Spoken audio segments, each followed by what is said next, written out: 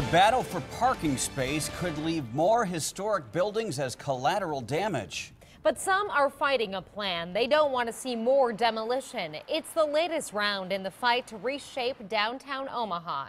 Good evening. I'm Jennifer Griswold. And I'm Craig Negrelli. The proposal would add parking space near the Holland Center and other downtown businesses. But some question the cost.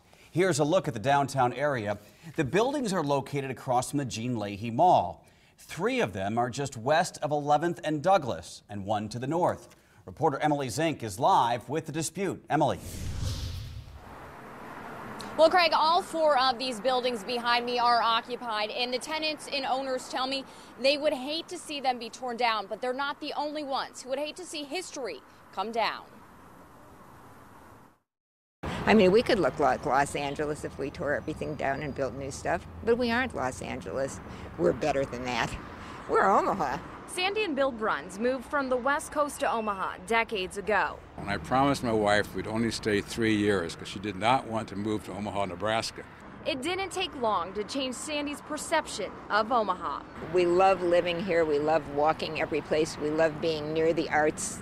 We are artaholics. 10 years ago, the Bruns moved downtown to be surrounded by historic buildings, but some of their favorites may be on the chopping block. I think it'd be a terrible shame to lose anything this beautiful. The Omaha Performing Arts Society proposed a plan to tear down 4 more than 100-year-old buildings, including a local landmark near 11th and Douglas, to build a parking garage. I can't imagine how a parking structure is going to come anywhere near the beauty of this. With HDR's headquarters moved downtown, HDR would take over a parking lot often used by the Holland Performing Arts Center.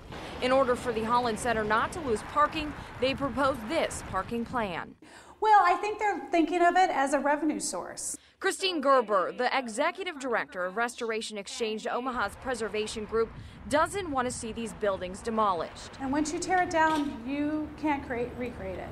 Mayor Stothert agrees. In a statement, she said, quote, "We have provided multiple options that provide parking without using eminent domain and do not include the destruction of a historic building with landmark status." Gerber says it will be a long and drawn-out process for the Holland Performing Arts Center to try to knock these buildings down. I'd rather them spend the money bringing great artists to town and not fighting this fight.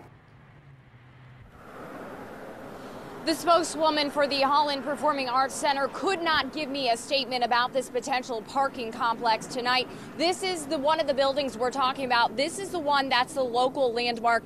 It's ultimately up to the city council whether or not this parking garage will happen. They would have to vote to delist the Christian Spec building from the local landmark listing. Then it would be able to be torn down. Live in downtown Omaha, Emily Zink, KMTV Action 3 News.